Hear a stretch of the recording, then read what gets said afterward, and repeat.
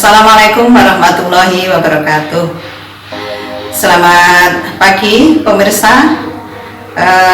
Saya dari Min 3 Banyuwangi mau berbagi pengalaman belajar selama belajar di rumah, yaitu WFH, work from home, dan pembelajaran anak-anak dari rumah. Ya, tetap tinggal di rumah dengan pembelajaran tetap berjalan dengan lancar. Yang pertama, video yang akan ditayangkan ini adalah pengalaman belajar dari Ananda Fitratur Arifansah. Dia akan membagikan pengalaman belajarnya di tema 8, daerah tempat tinggalku, dengan subtema bangga terhadap tempat tinggalku. Dia akan membagikan pengalaman belajarnya, yaitu tentang pekerjaan penghasil barang dan jasa. Silahkan ditonton videonya. Assalamualaikum teman-teman. Saya dari Madrasah Ibtidaiyah Negeri 3 Banyuwangi. Nama saya Fitratur Arifansyah. Saya dari kelas 4B. Di bab kali ini saya mau menjelaskan tentang pekerjaan penghasil barang dan jasa. Jadi, salah satu cara manusia memenuhi kebutuhan sehari-harinya adalah memanfaatkan kekayaan alam di sekitarnya. Ada 2 jenis aktivitas ekonomi, yaitu aktivitas ekonomi yang menghasilkan barang dan jasa. Contoh-contoh pekerjaan yang menghasilkan barang adalah 1. Perikanan, 2. Perkebunan, 3. Pertanian.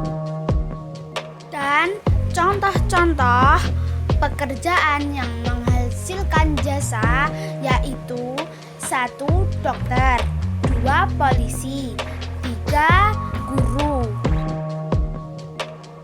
Mungkin itu saja penjelasan dari saya tentang pekerjaan penghasil barang dan jasa. Saya buat teman-teman di rumah tetap giat belajar, bersemangat belajar meskipun di rumah, bersama kita melawan corona. Assalamualaikum, dadah. Berikutnya video yang kedua akan disampaikan oleh Ananda Nafasya Arvinda Putri. Dia akan berbagi pengalaman tentang keragaman budaya di Indonesia. Dia akan bercerita tentang tari daerahnya sendiri, yaitu tari gandrung yang merupakan ikon Banyuwangi. Silahkan ditonton videonya. Assalamualaikum warahmatullahi wabarakatuh. Pembelajaran di rumah kali ini adalah keberagaman budaya di Indonesia. Kali ini aku akan membahas tentang tari daerah. Bicara tentang tari daerah, sudah pasti Indonesia sangat kaya teman-teman.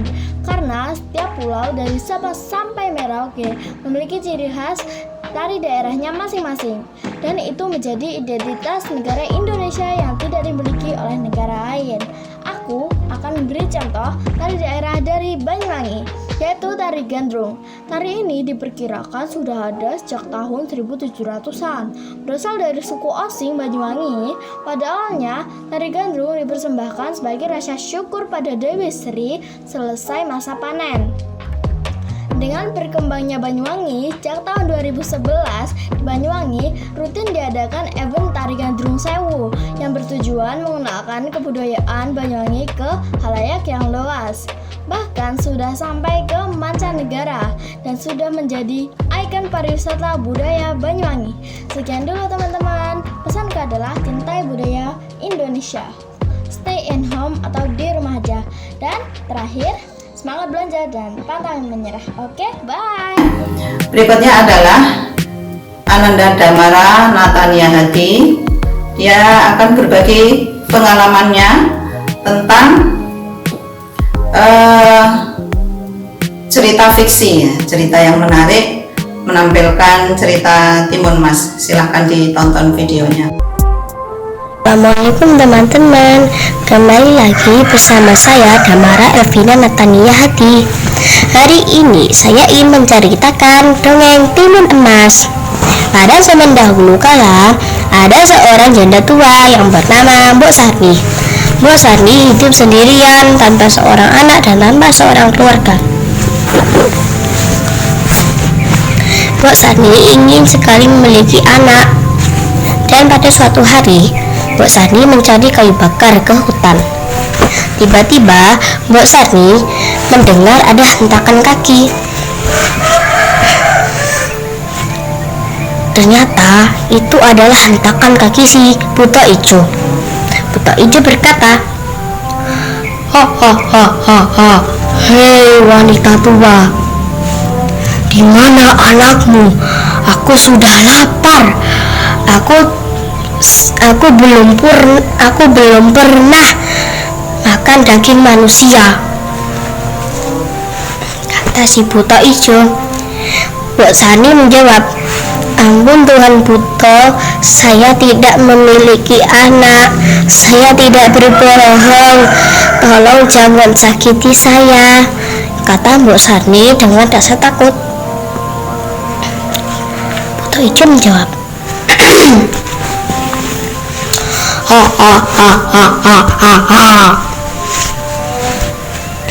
"Aku tidak akan menyakitimu. Aku hanya ingin memberi biji mentimun ini. Tanamlah dan kau akan memiliki seorang anak," kata buta ijo. Dan Mbok Sarni menjawab, "Apakah benar saya akan memiliki seorang anak?" kata Mbok Sarni.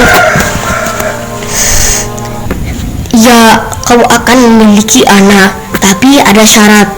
Jika anakmu sudah 6 tahun, aku akan mendatangimu," kata si buta ijo. Dan tanpa berpikir panjang, Mbok Sarni langsung menyetujuinya. Dan Mbok Sarni segera pulang dan menanam biji timun itu. 2 minggu sudah terlewat. Mbok Sarni melihat kebun timunnya. Tiba-tiba ada timun raksasa yang berwarna kuning keemasan. Mbok Sarni langsung membawanya ke dapur dan membelah dengan pelan-pelan. Betapa terkejut Mbok Sarni. Di dalamnya ada seorang anak perempuan yang cantik sekali. Dia menamainya Timun Mas, dan 6 tahun sudah terlewat. Mbok Sarni sedang bermain petak umpet dengan Timun Mas. Mbok Sarni berkata, Timun Mas, di mana kamu?" kata Mbok Sarni sedang mencarinya. Timun Mas bersembunyi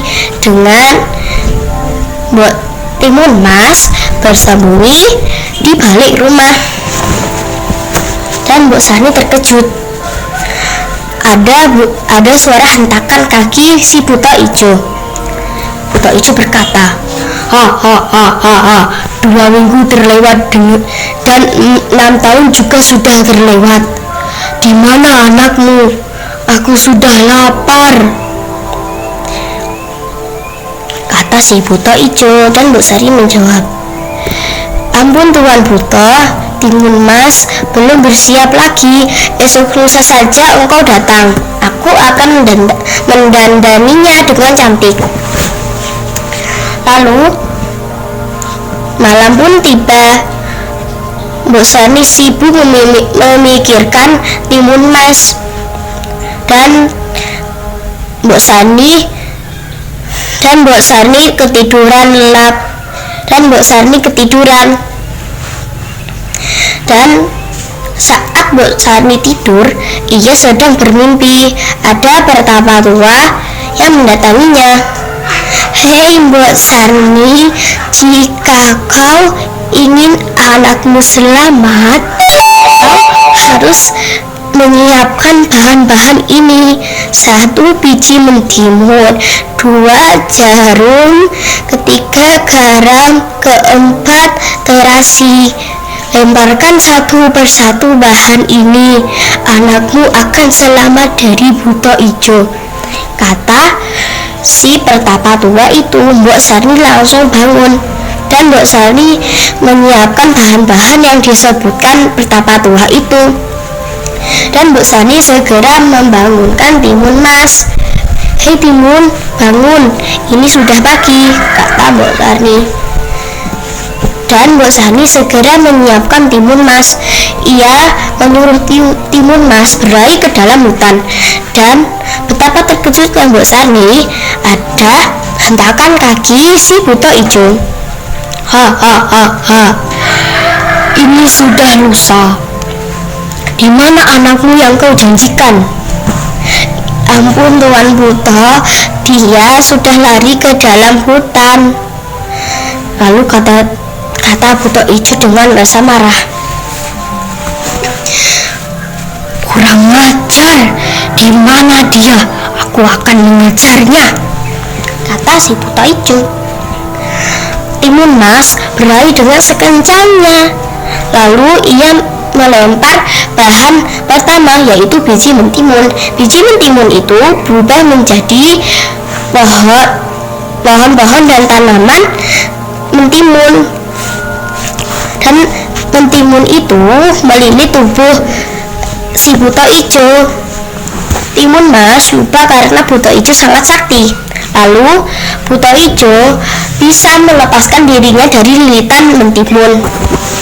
Timun Mas berlari sekencangnya lagi, dan ia melemparkan bahan kedua, yaitu jarum. Jarum itu berubah menjadi bambu yang sangat tajam. Tapi si buta ijo masih bisa lolos. Ia melempar lagi satu bahan, yaitu garam. Garam itu berubah menjadi lautan yang dalam. Lautan itu menenggelamkan si buta ijo. Lalu Timun Mas melempar bahan terakhir, yaitu terasi. Terasi itu berubah menjadi lahar yang panas. Lahar panas itu menenggelamkan si buta ijo. Dan akhirnya Timun Mas selamat, dan ia memeluk seerat-eratnya kepada ibu. "Ibu, akhirnya aku selamat."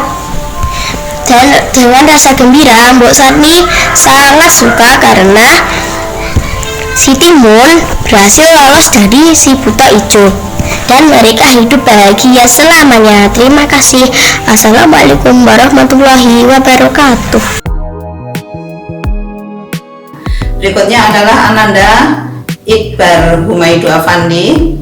Dia akan berbagi pengalamannya tentang lingkungan daerah tempat tinggalku.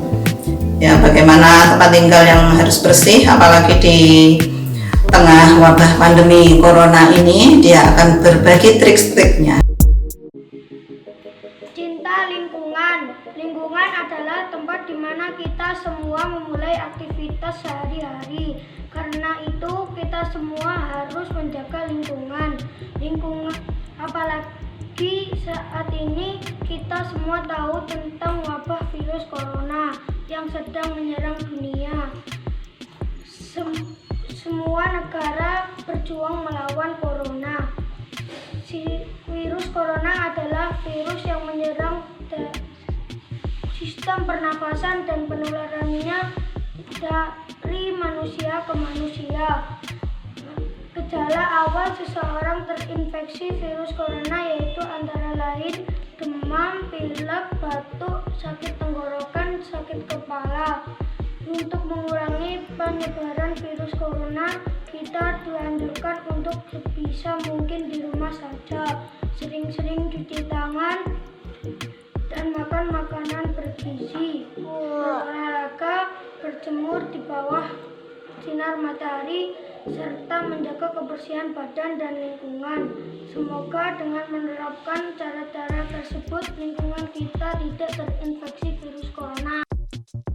Berikutnya adalah Ananda Nafasya Arwinda Putri. Dia akan berbagi pengalamannya di subtema 3, yaitu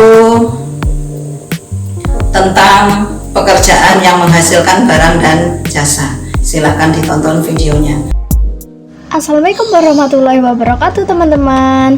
Pembelajaran di rumah hari ini aku akan bahas tentang pekerjaan penghasil barang dan jasa. Pekerjaan penghasil barang dan jasa dibagi menjadi dua, perkebunan dan perikanan. Tapi kali ini aku akan bahas tentang perkebunan. Perkebunan adalah pembudidayaan tanaman pada lahan yang luas yang menghasilkan barang untuk industri. Contohnya adalah karet, kelapa sawit, teh, tembakau, cengkeh, dan tebu. Tapi kali ini aku akan bahas tentang kelapa sawit. Kelapa sawit paling banyak tumbuh di Sumatera dan Kalimantan. Kelapa sawit itu menghasilkan minyak goreng teman-teman. Pastinya kalian punya lah ya. Sekian dulu untuk pelajaran hari ini. Assalamualaikum warahmatullahi wabarakatuh. Berikutnya adalah Ananda Kartika Sari Dewi. Pada pembelajaran 3 dan 4, dia akan membahas tentang unsur-unsur intrinsik. Silahkan ditonton cuplikan videonya. Assalamualaikum warahmatullahi wabarakatuh. Teman-teman, aku Kartika Sari Dewi. Aku akan menerangkan unsur-unsur intrinsik dari pembelajaran 3. Teman-teman, aku akan bicara tentang kebaikan dan balas budi. Hewan pun seperti ikan yang sudah ditemukan oleh nelayan itu sudah membalas kebaikan nelayan itu, bahkan malah lebih menjadi penghasilan nelayan itu. Begitu juga dengan kita teman-teman, kita harus berbuat baik pada sesama supaya juga dibalas baik dengan sesama. Kegiatan ekonomi yang ada pada pembelajaran 3 adalah sebagai nelayan teman-teman. Oke, sekarang kita bahas pembelajaran 4. Teman-teman, dari bacaan pembelajaran di atas bahwa kita tidak boleh menilai orang itu dari segi ekonomi, miskin atau kaya. Kita harus tetap menghargainya. Teman-teman, kita adalah makhluk sosial dan kita saling membutuhkan satu sama lain, dan kita adalah simbialisme.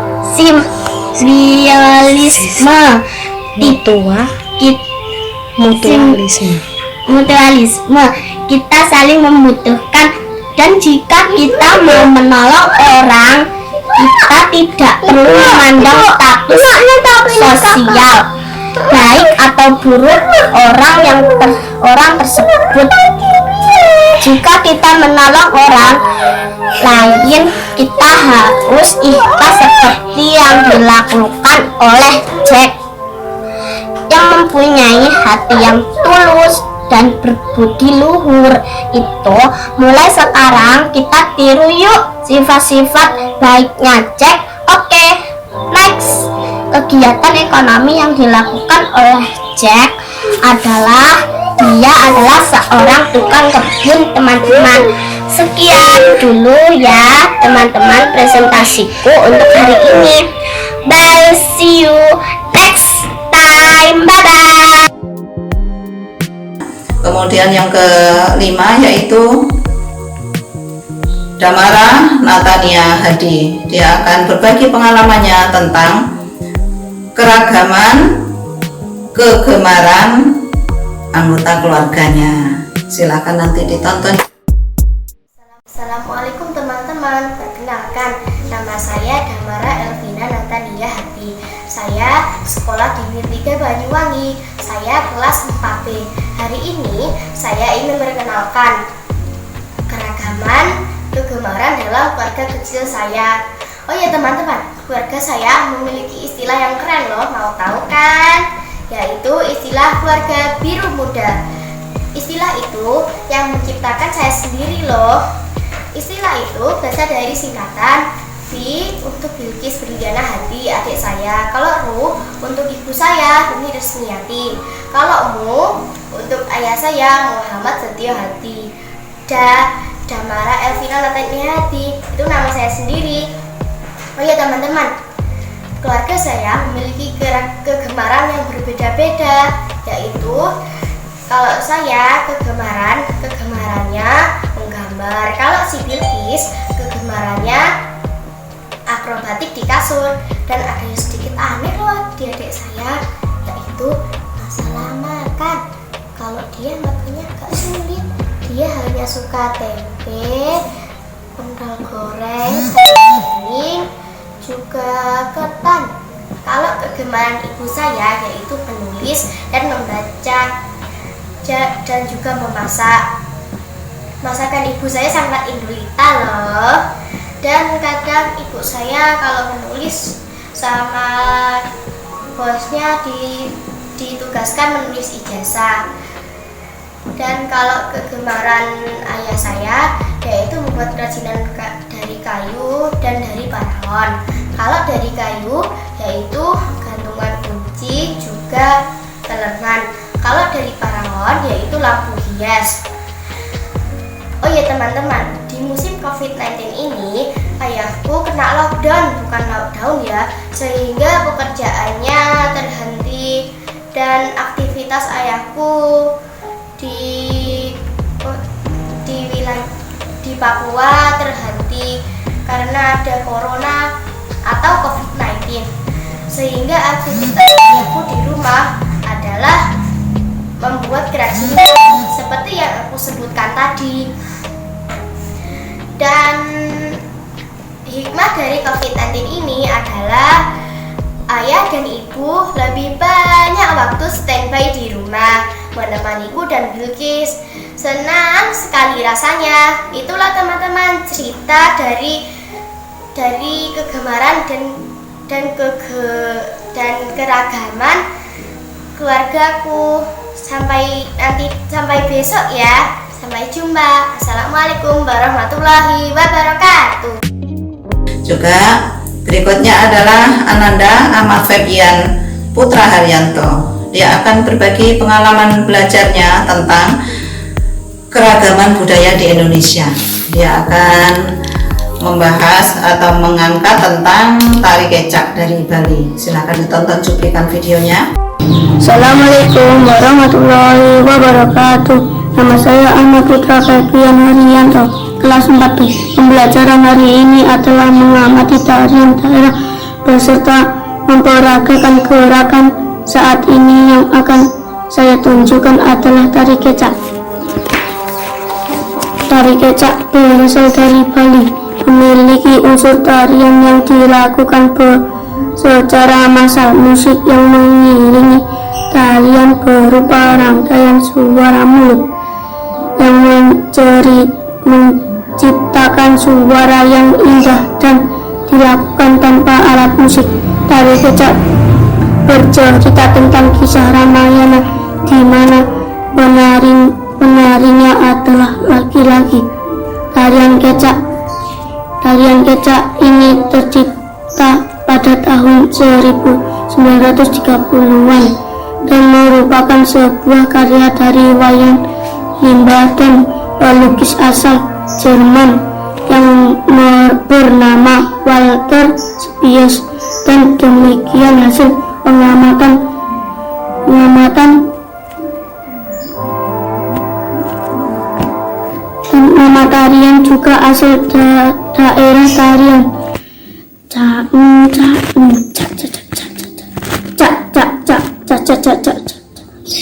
Terima kasih. Yang terakhir adalah Ananda Faujan Atmaja. Dia akan berbagi pengalamannya tentang pekerjaan penghasil barang dan jasa.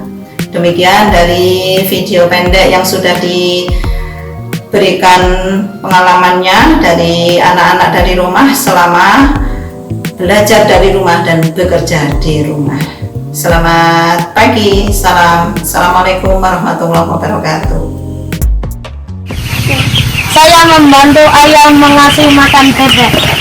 Kalau bebeknya sudah besar bisa dijual.